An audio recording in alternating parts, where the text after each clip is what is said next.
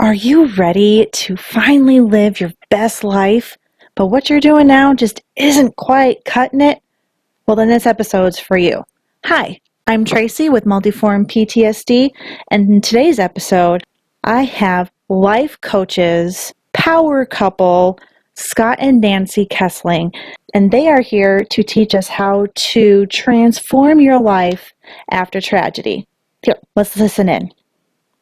And welcome. I'm so glad you're here. Oh, thank you for having us. We're so excited. Hey, why don't you go ahead and introduce yourself and what you're about, and then we'll just dig right in.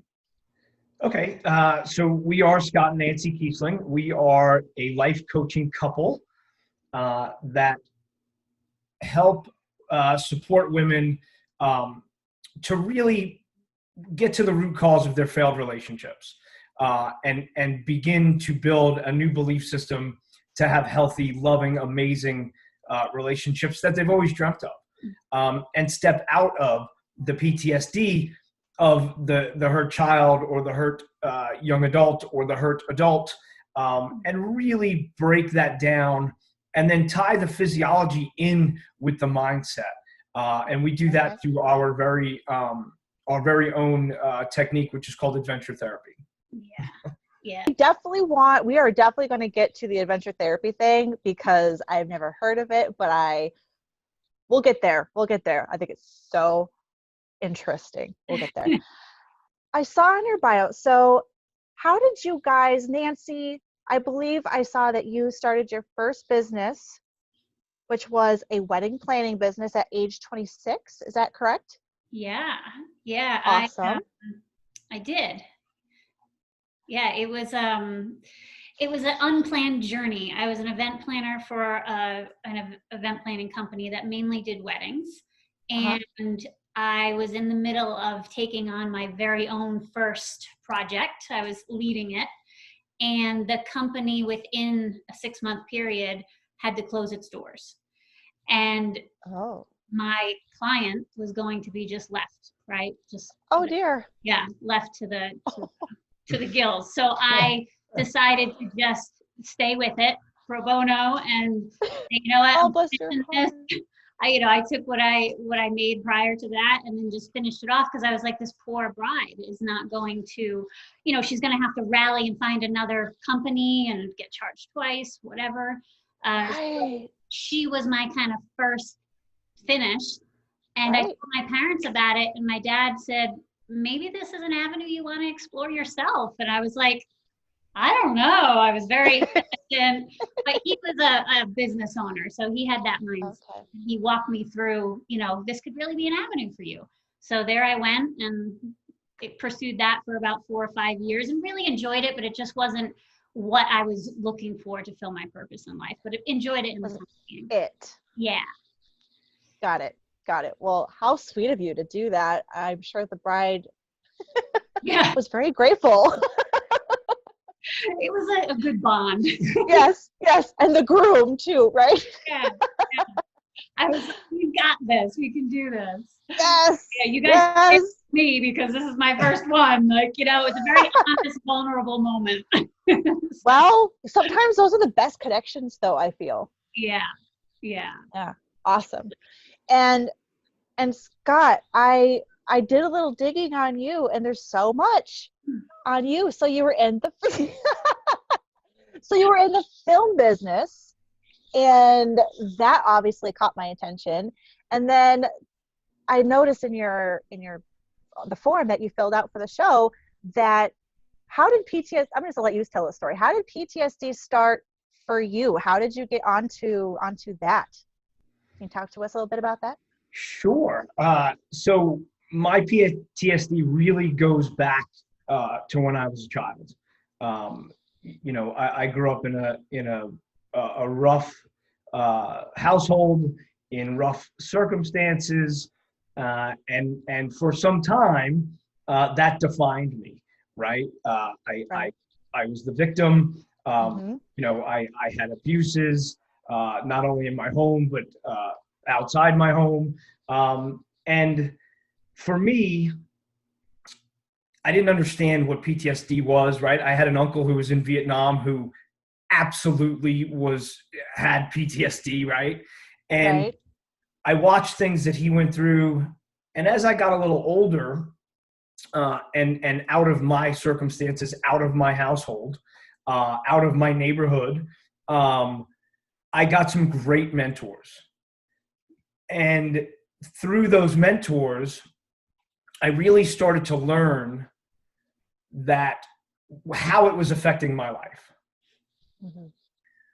When I found that out and really started to see where it was holding me back, mm-hmm. I went back in my mind and thought of what I did after, let's say, the beating.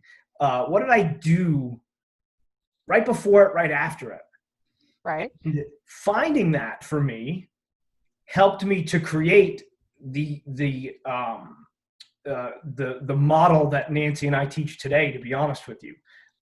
Because at 8, 9, 6 years old, what I did before and what I did after really had an effect on the belief, how the PTSD set in, if you will. And my big thing was I would go into the woods, right? I would go sit by a lake. I would go sit on a hill. It was very centering, grounding for me. And I didn't understand any of that at that age.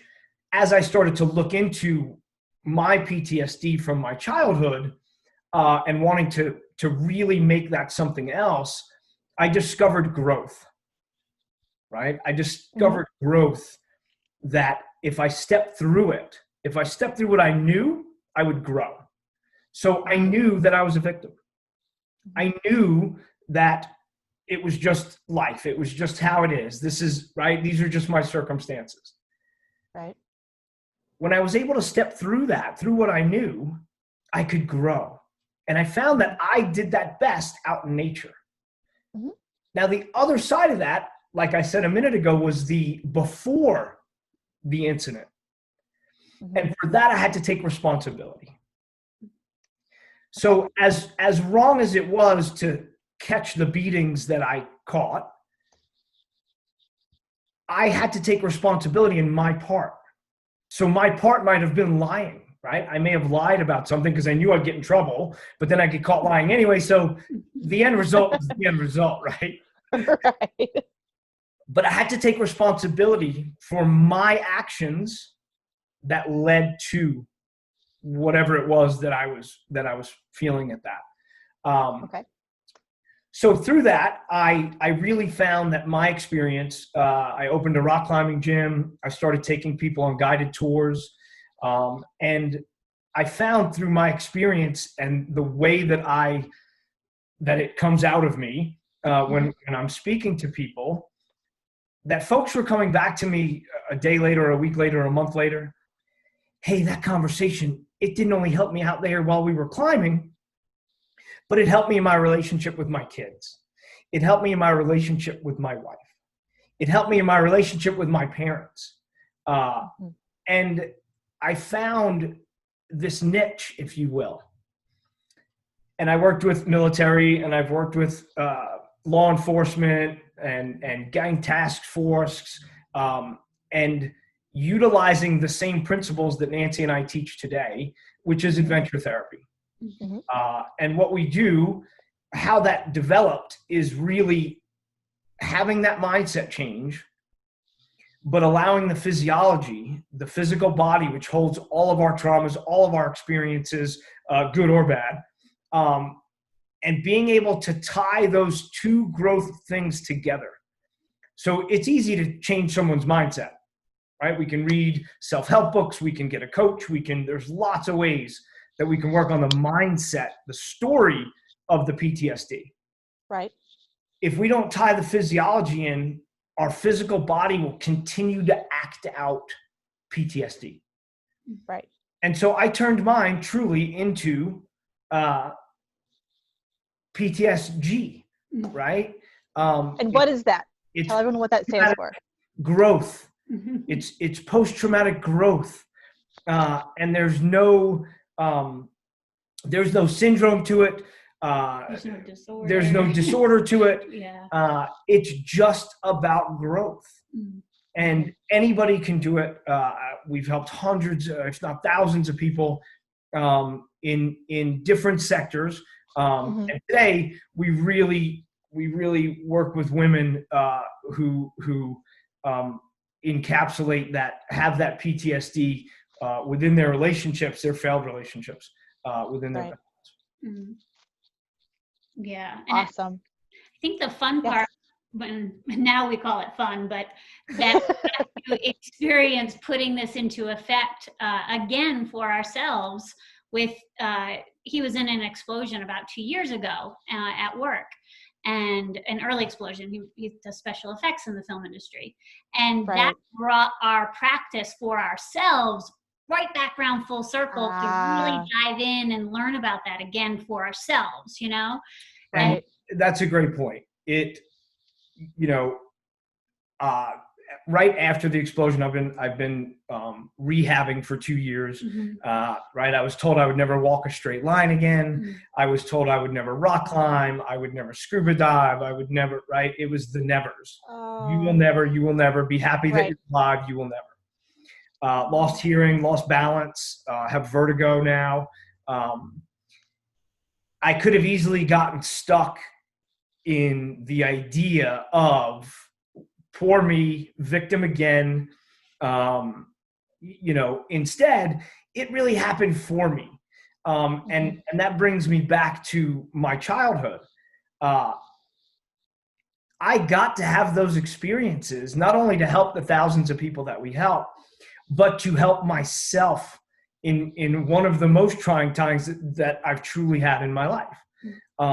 And to have a partner to support me through that with the knowledge she has, really kept us moving forward in, again, the growth. And the conscious growth through that experience. And all that goes into the dynamic of, now my wife is my caretaker. How that can disrupt this relationship or any relationship if we allow it to become, you know, mother-son dynamic, if you will, in that caretaking. People who follow are people who support those who have PTSD or anxiety or depression. And so I'm glad you spoke on how that changed your dynamic and how, Nancy, you became his caretaker. Both of you, but especially I think Nancy, what would you say, how would you best help someone who's dealing with that kind of deep trauma, whether it be emotional, physical, usually they're both? How did you do it? What would you say? I think for me, my concern at the time was making sure to hold him accountable in the nicest of ways, right? Not letting him fall to the victim side of, I can't, you know, doctors tell me I can't, I shouldn't right now. Within a very, very guided way of making sure we're doing it comfortably, we're doing it safe, you know, living to that, pushing yourself to those limits every day of what you can do, right? And just going a little bit further and really encouraging that, especially in my opinion, for a man, for a guy, how they hold themselves and what they hold themselves to, encouraging them to rise up to that because they want to, and not falling into, I guess, sadness for myself that this is where our relationship is. It's just a moment, you know. And if you stay in the part of pulling each other up, then you will get to the other side.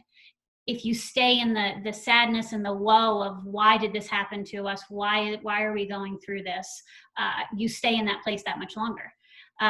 But really pushing him in the kindest of way, but pushing him to his limits of you can still be the man of the house, you can still do these things, you can still rise to the challenges, and making sure that they have the time to have their pity party when they need to have it for an hour, 2 hours a day, whatever that might be, but not letting them stay there, you know. And that was a fine balance, but really important to make sure you keep rising them up. Absolutely. I love how you added that you gave him time. I mean, I think sometimes a lot of, self-help gurus are all about the thinking positive and the don't stay in there. And absolutely, you do not want to stay in those moments of grief or despair. But I think we need to allow ourselves to feel those feelings, like you said, so you can go through them, work through them, so then you can move forward to the other side and continue that growth. That I love that you put that in your slogan, in your PTG. I love that. But I also love that there is that moment, and you do need to be able to have that moment to feel those feelings. You just don't stay there. Yeah.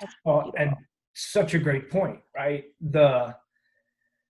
We're taught, especially as men, not to feel. Push it down, put it in a box, bury it, right? All of these things that we are told how a man is supposed to be.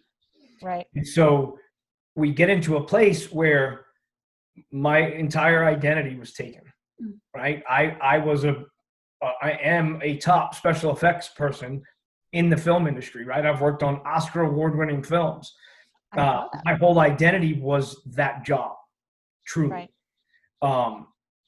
The guilt that came along with it of I was not in war. Right.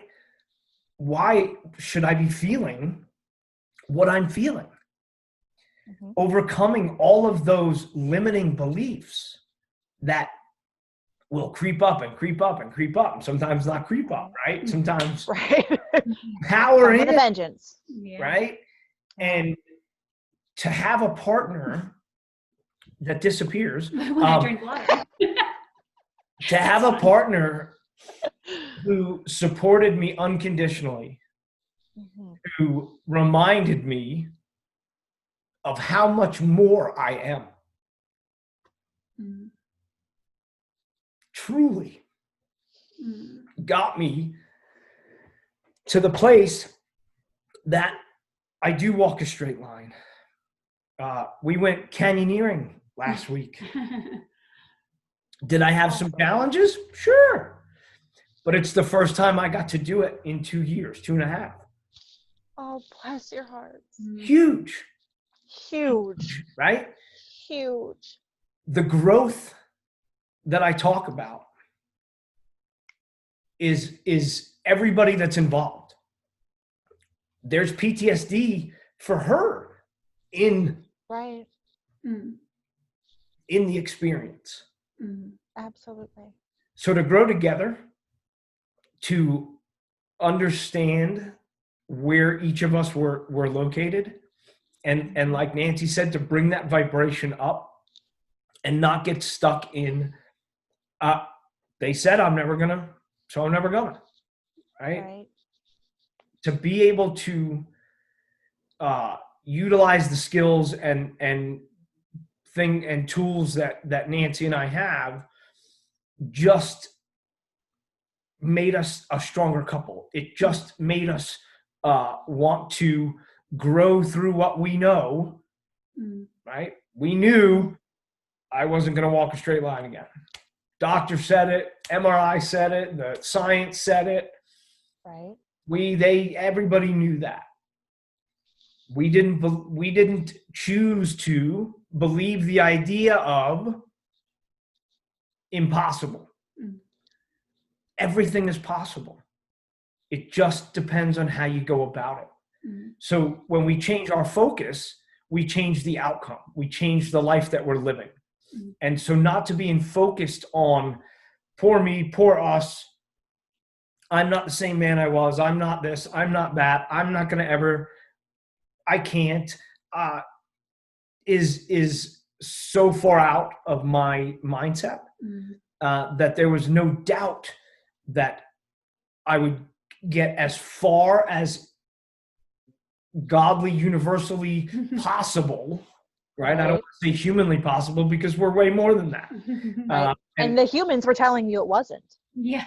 And that's the thing. Yeah. Right? always a way. And I think the main thing that I've always followed and learned is if we only follow what's put in front of us, that's as far as we get. If you allow yourself to believe there's always a way, you just got to find it. You got to figure it out, research, look for things. And you follow the unique ways, the not so common ways, they usually lead you to the solution, which is why we love what we do of the adventure therapy. It's unique, it's different, but it takes you down that road. And that's all we've ever done with all the challenges we've been put through in life, which go way, we could have a whole nother show about those. But always coming to the other side of it is possible. You can get what you're looking for. And that's really what two things that I learned that we bring into this coaching business, or I bring into this coaching business, that I took away from the movie industry. Was one, I became a human behavior expert. Right? It's what I do. It's how I read. It's so much involved in the movie making process. Right. And the second thing that I truly learned from the film industry is what Nancy just said. Everything is possible. I've never told a director no, and I've never told a director or producer that I can't do something. I may have to learn something new, a new skill, more knowledge. Right. There may be something that has to be learned from someone who's done it already, which is what's great about having a network. And that goes for everything. Before I could really get out of my stuff, I had to learn from mentors and coaches who have done it, who have walked the walk and truly came out the other side. And we can learn so much from each other in that respect that we're unstoppable. I love that. But I love your parallel is like awesome. So you're in the field of movies. You didn't go for help with someone who didn't have a clue. You wouldn't have come to me for help on that. Let's just be real. I would not be who you would go to for that issue. So you went to someone who's already done it, or at least has done very similar to kind of help you create how to do that. That's how I feel about people working with relationships, PTSD. I went to some professionals that were very less than helpful, did more harm than good. And I truly believe they probably meant well, but they just didn't understand. They didn't get it. They hadn't been through a PTSD themselves or trauma, I'm sure they had, but it was different. And that's why they couldn't meet me there. But it was when I went to someone who had been there and understood what I was feeling, to the point where then I felt validated and heard and understood. That is when you can start to heal. It's when we're at the stage of, you talked about it earlier. It was like, what is going on? Like, I haven't been in war. Why am I experiencing this? And you start to think, maybe I am crazy. Maybe I, am a wimp. Maybe I don't know how to handle, this is normal. Everyone is telling me this is normal. So why can't I deal with it? And it's when you talk to someone who gets all that I feel like then you can actually make things happen. So I love your parallel there. Yeah. And it's not about suck it up. Right. Yeah. Right? Yeah, exactly. It's really about communicating and being vulnerable. Those are, for me, the two biggest pieces to the growing aspect that we talk about. Communication and vulnerability. Vulnerability to step through what you know. It takes a lot. It takes a lot for women and for men. We coach together and have the masculine and the feminine in both. Love it. And the masculine of either gender, if you will, is still going to put up that resistance to the vulnerability to I need help. Right. That's the biggest step is, hey, I need help. It's one of the things in Alcoholics Anonymous is calling somebody, right? If you're in a place where you think you're going to drink, you're going to do drugs, you're going to do whatever it is that you're addiction is, that picking up that phone is the most important tool in your toolbox. And that goes for PTS growth as well. It's picking up that phone. It's asking for help. So many of us try to go it alone, whether it's in our relationships, building our relationships, our patterns, our habits, going through. Can you feel that? Can you feel the power? I get a little passionate. I feel it. I love it. No, I love it. That's why I wanted to bring attention to it. Everybody just watch that power. You can just feel it coming through the screen. I truly do. That's beautiful.